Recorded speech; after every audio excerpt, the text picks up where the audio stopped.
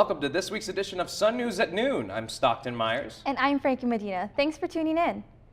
Students graduating this spring will receive DSU's last round of Dixie State University diplomas. The 111th DSU Commencement will be on Friday, May 6th at Greater Zion Stadium. Graduates can pick up their caps, gowns, and cords on May 4th and 5th at the Grad Fair, where graduates can also receive gifts from the DSU Alumni Association.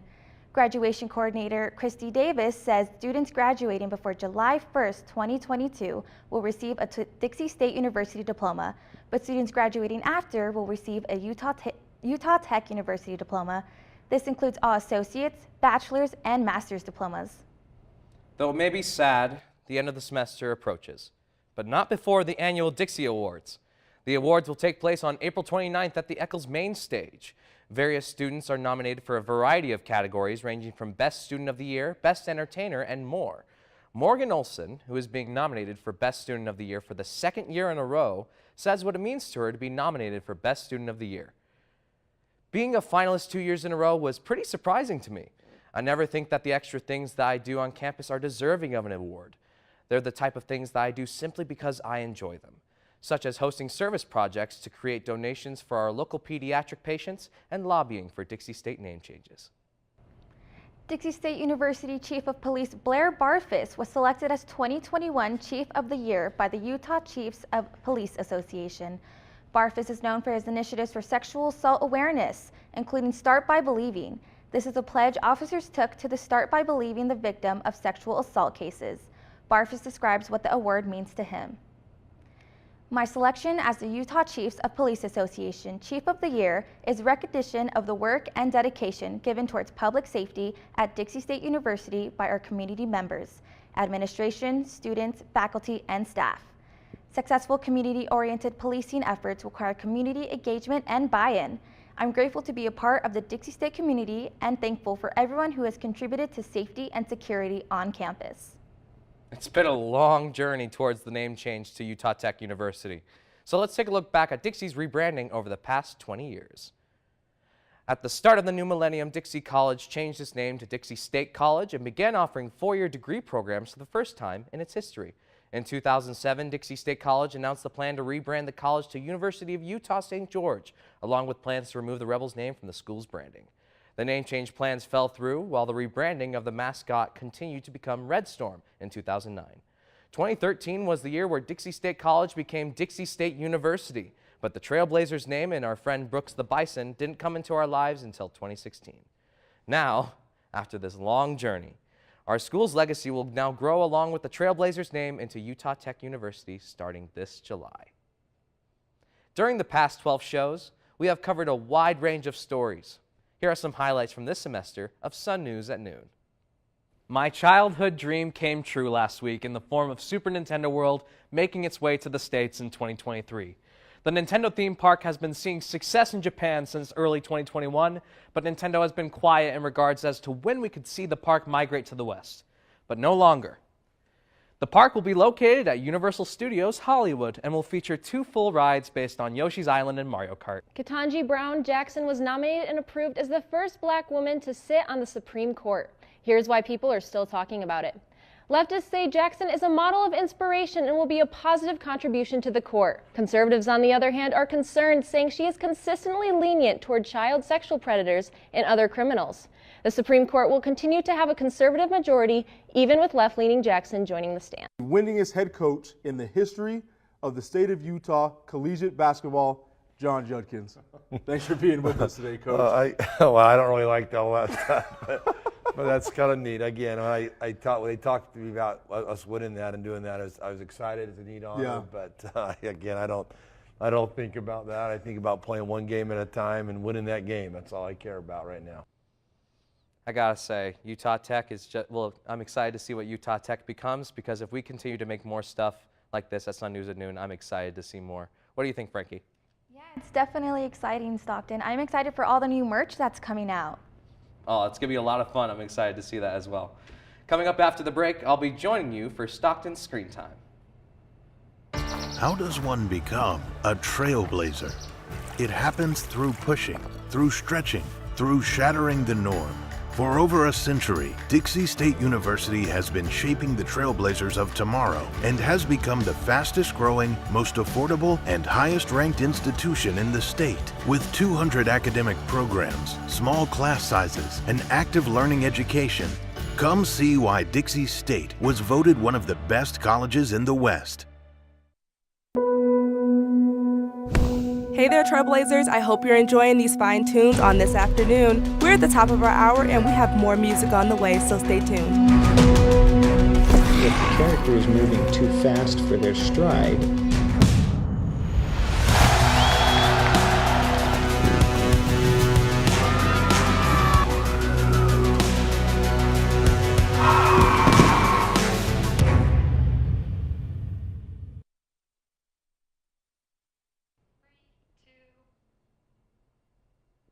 A community hero has emerged from the Elden Ring community who only has one goal in mind: to help other players beat one of the hardest bosses in video games, all while using a pair of katanas and only wearing a loincloth and a trusty pot on his head.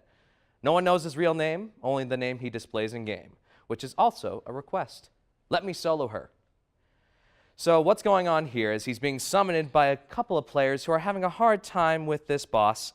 And as you can see here, he bows, and he bows, and of course he starts fighting, and of course you can see here the boss is not relenting at all. This boss is known as Millennia, and she has just given many players a hard time.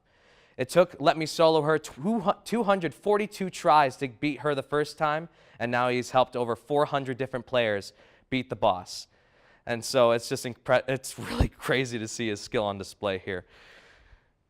IGN conducted a full interview with the legend himself, and it was such an entertaining read that I had to share it with all of you. Scan the QR code below to read the article. You won't regret it. As this is the last show of the semester, I won't be able to talk about all the releases for the summer. However, I decided to give a rundown of all what I believe to be the biggest hits for the summer. Let's begin with the last bit of April going into May. A week from tomorrow, you have Nintendo Switch Sports, which every grandma around the world is going to be playing with their playing Wii Sports Bowling again. You have on May 25th, probably the thing I'm most excited about, Star Wars Obi-Wan Kenobi, a limited 6-episode series that's going from there. And then you have Doctor Strange in the Multiverse of Madness, which is rumored to introduce the X-Men into the MCU, which I'm very excited about and I could not argue with at all. June is coming around pretty fast as well. You got Miss Marvel coming around at a Disney Plus series, Miss Marvel, coming at June 8th.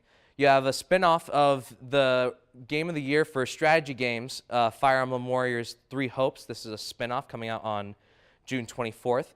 You have a sequel to one of my favorite sports games of all time, Mario Strikers. This is Mario Strikers Battle League, happening on June 10th.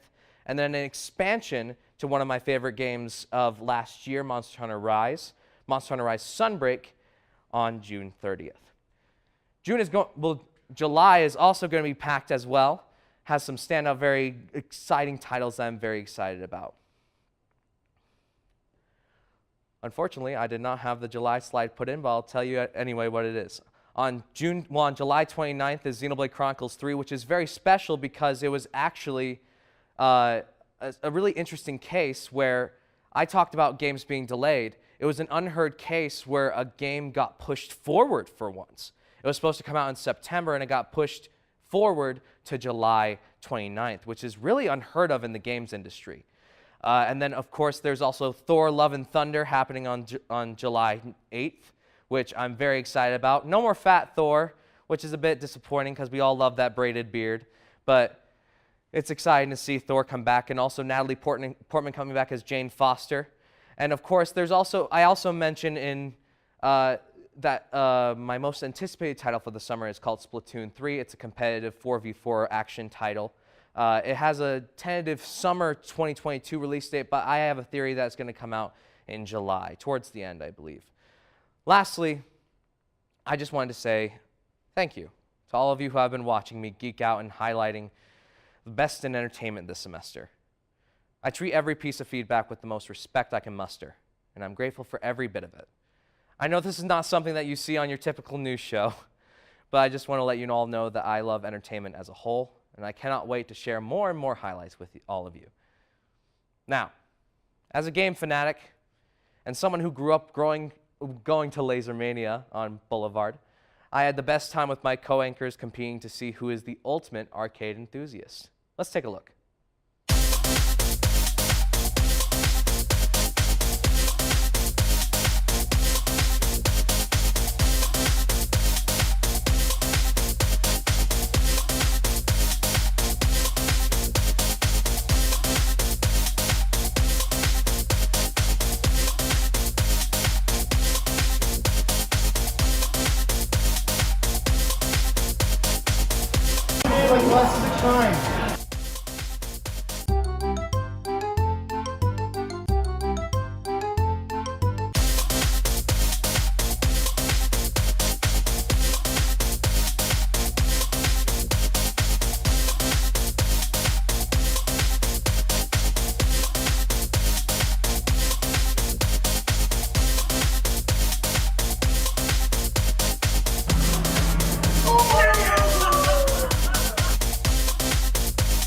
So I won, and I got Skippo.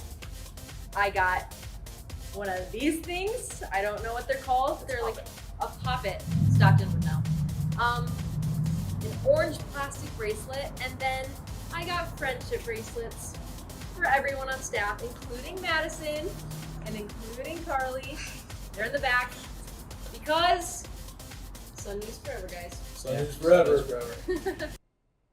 Thank you to all three of those guys, all of them, for indulging me in that little endeavor there.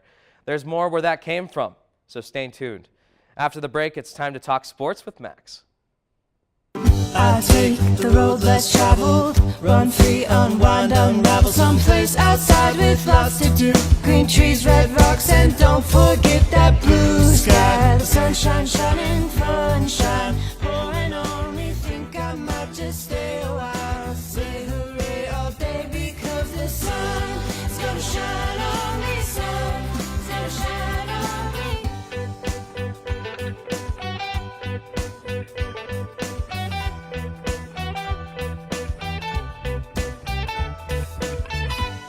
So if you're looking for me, then you better look down where there's tall palm trees and shopping sprees. Sip my ties and don't forget that blue sky. The sunshine shining, sunshine pouring on me. Think I might just stay a while. Say hooray all day because the sun is gonna shine on me. Sun is gonna shine on me. Sun is gonna shine on me. Welcome back, Trailblazers. It's not just a new name that is coming to DSU in the fall, but a new look as well. Jerseys are always a big part of any athletic department budget.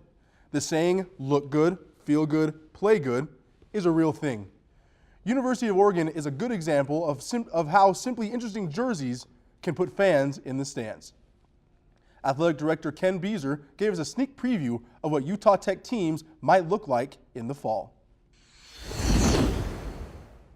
We've talked ad nauseum about Utah Tech University, the transition that's happening, the name change, logo changes, things like that. Talk to me about jerseys when it comes to the athletic teams, right? Question I'm wondering, question a lot of athletes are wondering, will the color scheme change? Will there be a whole bunch of different alternate jerseys, or will they kind of all stay the same? What's your vision for what you want the athletic teams to look like as they present themselves as Utah Tech University? Because one thing you mentioned before was how athletics are almost the gateway to getting to know a college when it comes to us traveling across the country, right, and playing different teams. So what do you want the athletic teams to look like as they play for Utah Tech? I want every time one of our student athletes steps out into their field of competition, people go, wow, those are nice uniforms. Now, we're constrained by budget. Okay, we're constrained by budget, so we are not going to be Oregon and have unlimited uniforms and styles that we can wear, but we're going to lead with Utah Tech and red. Okay, that's what we're going to lead with. We have to establish the brand that our main color, our lead color is red, and that we are Utah Tech. We will lead with that before we have the Bison logo. So we can establish that. Once we've established that, then we'll be able to vary a little bit and branch out into just, the Bison head standing alone, or maybe even just blazers on a jersey, things of that nature. But I have seen the fall jerseys. I have seen all sports fall jerseys. There are the main colors, and then there's also an alternate color for them. And I think some of the uniforms, people are going to go, wow, I didn't expect that. And it's going to be really cool, but if I showed you, I'd have to kill you. So they've made me swear to secrecy on some of the things. In fact, I can't leave anything on my desk that shows it. But some of the uniforms have come out really, really nice. The Utah Jazz are knotted at 1 game apiece in their playoff series with the Dallas Mavericks. This has come to somewhat of a surprise to many, as the Mavericks are missing some of their key players, including their superstar Luka Doncic. On paper, the Jazz should feel pretty dominant in a series like this. Yet, in the minds of some basketball analysts, specifically Stephen A. Smith, this could be the beginning of the end for this version of Jazz basketball.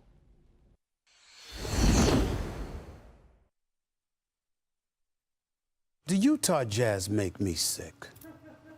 I don't like this team. I like the owner and his wife. That has nothing to do with basketball. Let me finish. I'm getting ready to break it down.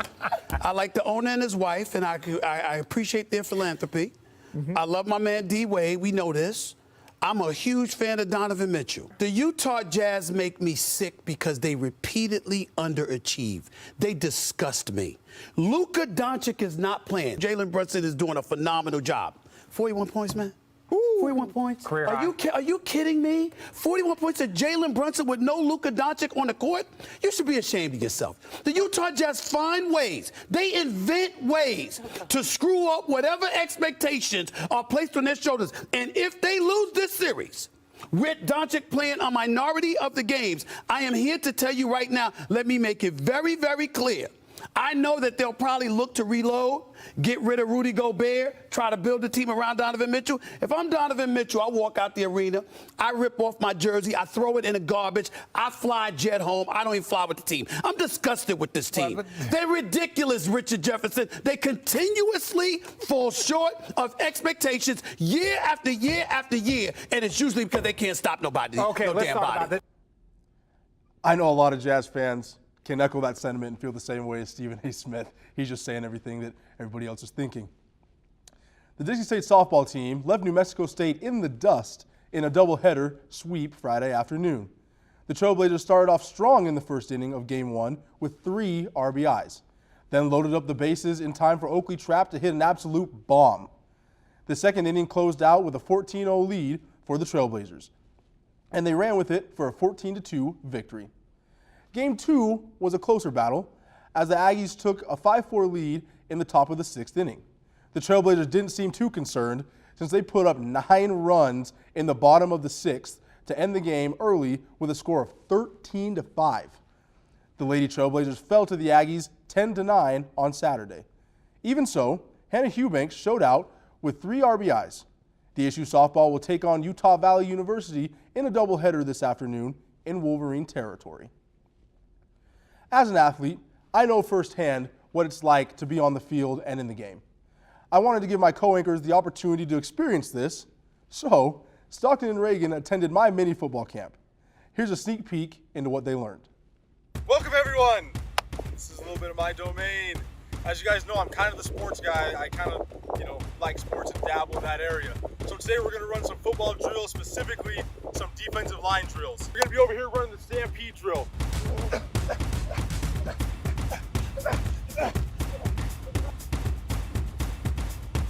Good.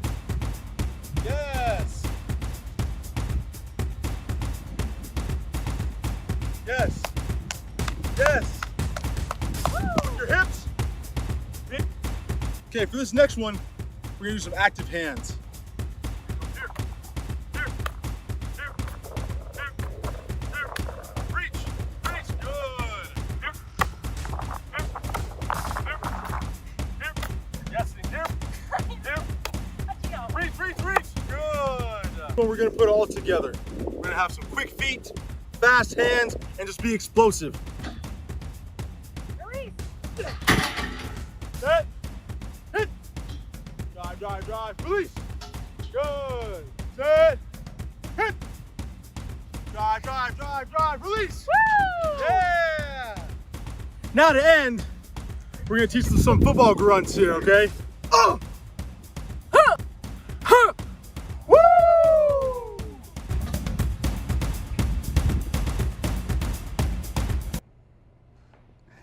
That was so fun, and I really appreciate Reagan and Stockton being able to do that with me. Frankie, I wish you could have joined us, but Stockton, I must say, you look great out there, buddy. The editor did me dirty. I definitely think it was a hit. I love that video. Unfortunately, Reagan was unable to join us on the show today. However, she made sure to leave us on a cliffhanger. Here is a sneak peek into the anchor activity she put together with Stockton and Max. Now, this is a new thing that I've gotten into, but I love to be outdoors and I love new adventures, so I'm going to take the boys on a new adventure. Down a cliff! Let's do it. All right, I'm going to go first, show the boys how it's done, and see you on the other side.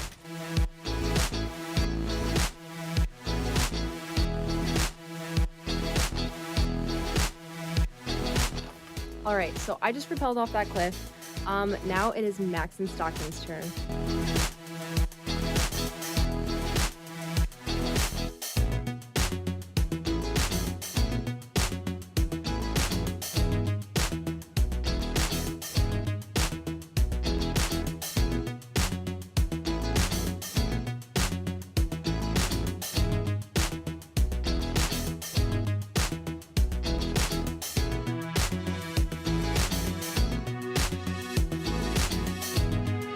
We did it.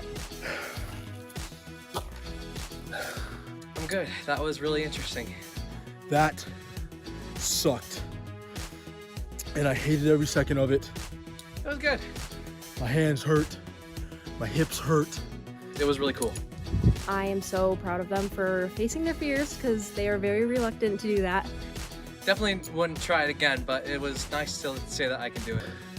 For Reagan and Stockton and Carly and Madison, and for Sun News Daily. We did it.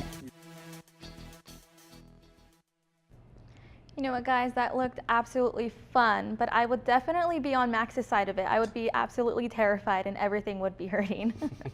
You know, I don't do heights very well, guys, and you shouldn't be breathing that hard after rappelling, okay? But I'm really glad we were able to do it. I'm glad I accomplished it, but never will I ever do that ever again. I can't believe I looked so composed at the end of that, because after the camera was gone, I was like on the floor, like about to throw up, so. Yeah. And that's it for this week's edition of Sun News at Noon. We will see you here in the fall, same time, same place. Have a great break, Trailblazers. Oh my gosh. As a fiery competitor, I'm a livid. Welcome to this week's edition of Sun News at Noon. There's mayo dripping from this. Good.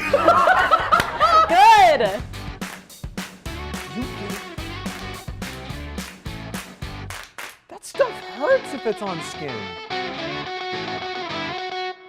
We got the math lady right here. Why don't we bring her up? Yeah, math lady. I'm just here for the food. Set. Oh, hey. I don't know why I said that. And that's it for this week's edition of Sun News at Noon. Wait, you said we're in the ghetto? This is my shiz.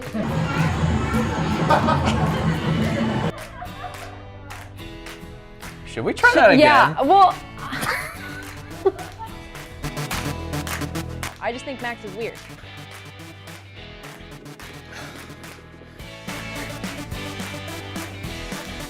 No one.